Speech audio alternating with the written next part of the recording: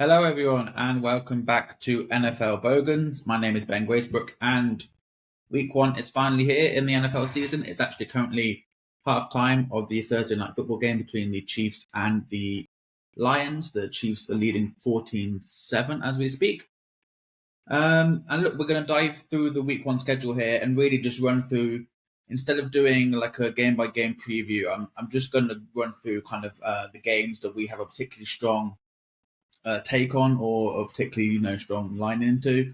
So look, we're going to dive straight in here with the Falcons against the Panthers. So obviously NFC division game here, and obviously the big news for the Panthers on the road week one. They have a new head coach in obviously Frank Reich after he was fired from the Colts last season, and they have obviously the first overall pick Bryce Young, who comes straight in as the Panthers de facto starter at quarterback. And look, really, I think here this is a great spot to be with the Falcons. I really like some of the moves that the Falcons have made on the defensive side of the ball. I think they match up particularly well against the Panthers offense. If you have a look here at the injury report for the Panthers, they have DJ Shark and Adam Thielen, two starting wide receivers. Both did not practice on Thursday, so they look like they're going to be kind of at best game time decisions.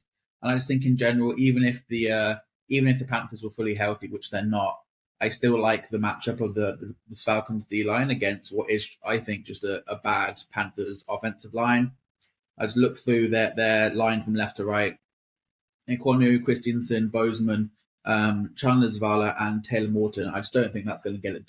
Bryce Young is going to spend much of this game kind of on the run and under pressure, and with a banged up wide receiver core, I just think this game, for all that I don't mind how the Panthers match up with the defensively versus the Falcons offense, and I don't hate that matchup. The strength, it looks like Brian Burns is going to play, and the strength of that Panthers D is on the defensive line with Derek Brown and as I say, Brian Burns and co.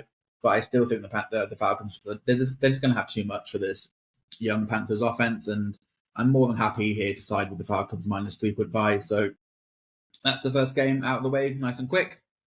Game two we are going to talk about is the Baltimore Ravens hosting the Houston Texans. And really here, just a play on the under. It's currently sits at 43.5, and I just think this is a great spot to kind of back this being a low scoring game. The Ravens obviously are coming into the season with high hopes, and while we expect them to be one of the best teams in the AFC North and the AFC in general, they've got a lot of new pieces on that team. Odell Beckham Jr. has come in. They drafted Zay Flowers in the first round. They've got a new offensive play caller in Todd Monken, who's come in from college football at UGA. I like a lot of those moves that the Ravens have made. Also Lamar's obviously coming off. He hasn't played football in a while, considering he missed the back half of the season. I just think that everything's kind of written there for the Ravens to start slowly, and I think there's no doubt they should win this game, probably fairly comfortably. But I don't particularly see them scoring kind of 30 odd points or more, and I just think the Texans are going to struggle to kind of. I could see them struggling to get into double figures. Obviously, they've got the rookie head coach in D'Amico Ryans, and they've also got the rookie quarterback in CJ Stroud. They both come in, and while you probably like the direction the Texans are taking, I do like Stroud as a prospect. I just think this team is still a ways away from actually competing, and I think 43.5 to me is still a couple of points too big. So I'm more than happy to side with the under there. Okay, game number 3 we're going to talk about, and that is going to be Sunday afternoon. We have the Pittsburgh Steelers hosting the San Francisco 49ers. And I think this is one where the market is slightly off, to be honest. I'm more than happy to side with the home team here in the Steelers. I just think, the 49ers, they've just actually, as I woke up this morning, they have signed Nick Bosa to that contract extension. It makes him by far and away the most highly paid defensive player in the league. Something like 5 years, 170 million, which I think equates to about 34 million a year, which is clearly an absolutely huge number. And we can expect that. It'd be interesting to see how the market reacts there, because there's quite a few high-profile defensive linemen who are currently holding out for a new contract. Obviously, Brian Burns in Carolina was hoping for a new contract. Chris Jones, as we sit here now at halftime of Thursday Night Football, he is currently sat on the sidelines waiting. He's come out saying he's happy to sit out until week 8 until he gets a new contract before he'll start playing again.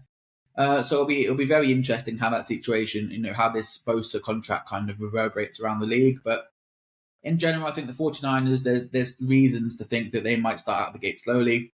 Obviously, Brock Purdy is their quarterback now, quarterback one, but he missed a lot of time last season, coming off a very serious injury. He hasn't had that many snaps in the preseason. And to me, I just think there's every reason to expect that the 49ers might be slow out the gate here. Other things to note is the 49ers, while they might not have that many players who actually end up missing the game, if you look at this injury report here, they're really banged up.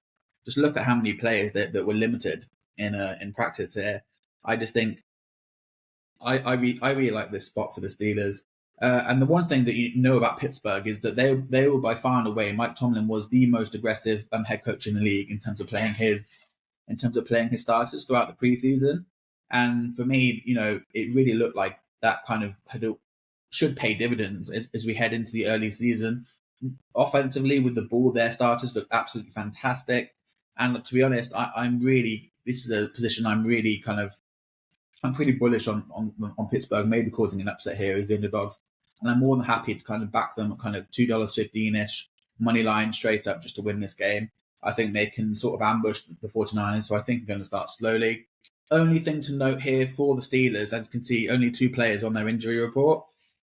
It's just Cameron Hayward, who didn't practice on Thursday. Not sure if that's going to be something that we had to look maybe for Friday, because I think he is one of those players. One of the matchups you do like if you are, betting the Steelers side here is the Steelers defensive line against this, the interior of 49ers O-line. I think that's one of the matchups the Steelers can really kind of get at the 49ers.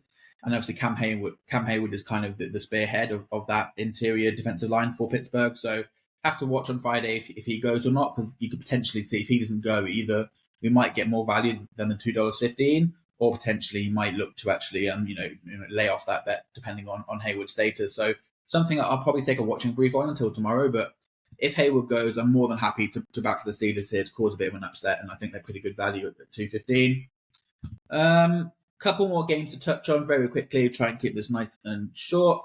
So the next game we're going to talk about is the Minnesota Vikings hosting the Tampa Bay Buccaneers.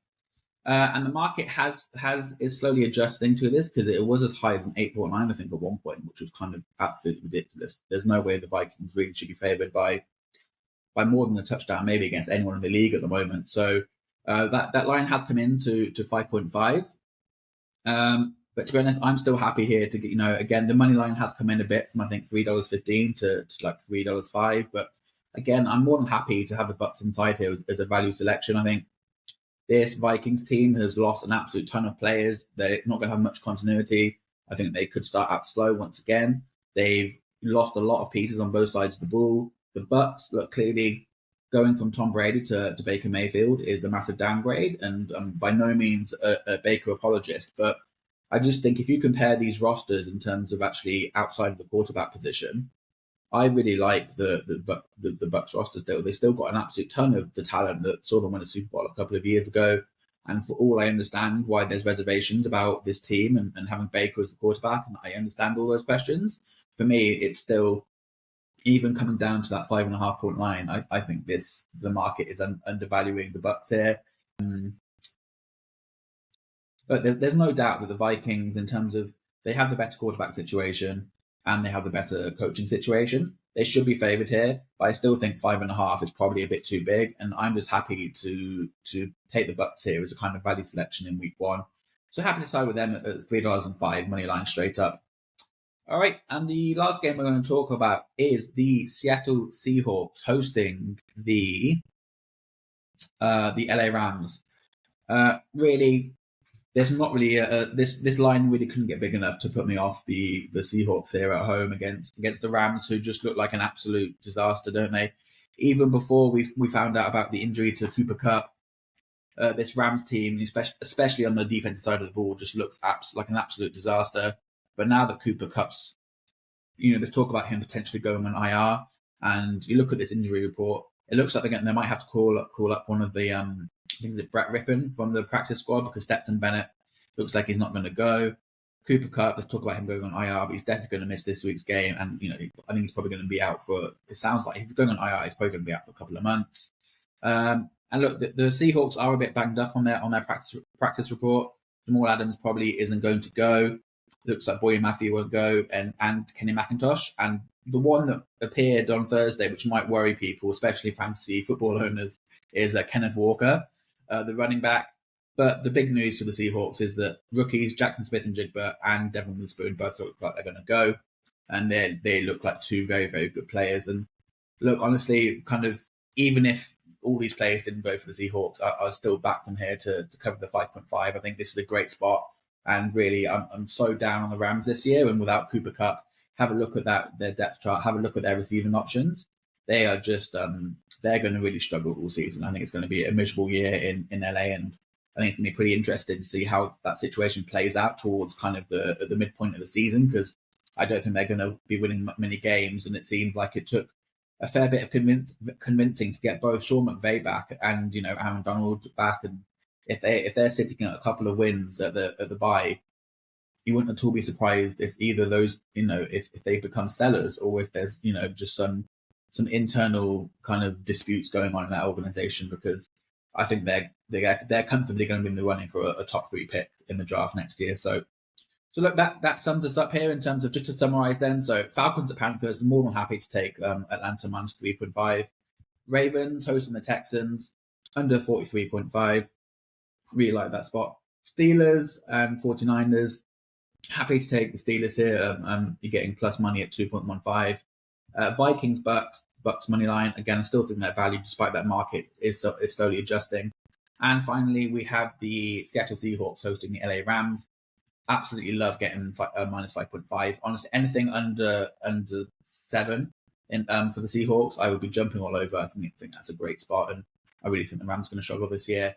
So look, guys, that is our week 1 preview and best bets. I hope that was of interest. Hopefully it's nice and short. We'll see what we're going to do in the future in terms of our week by week show, whether we're going to do some more like in-depth long previews looking at the week ahead, or whether we're going to kind of just keep it to the games that we have, a particular interest in or an investment in. But look, obviously, thanks for all the support on the first video. We're going to keep trying to pump out some content here. If you have any questions about anything that we've spoken about, either today or on any other show, then please let me know. And likewise, if you are at all interested in contributing either to this show or to some other shows, then please let me know. We are looking at creating a network here and creating some fan-based content. So really interested here from some fellow fans and people who would be interested in having and sharing their voice and opinion on whatever sport interests you. So look, cheers guys, thanks so much for watching. See you next time. Cheers.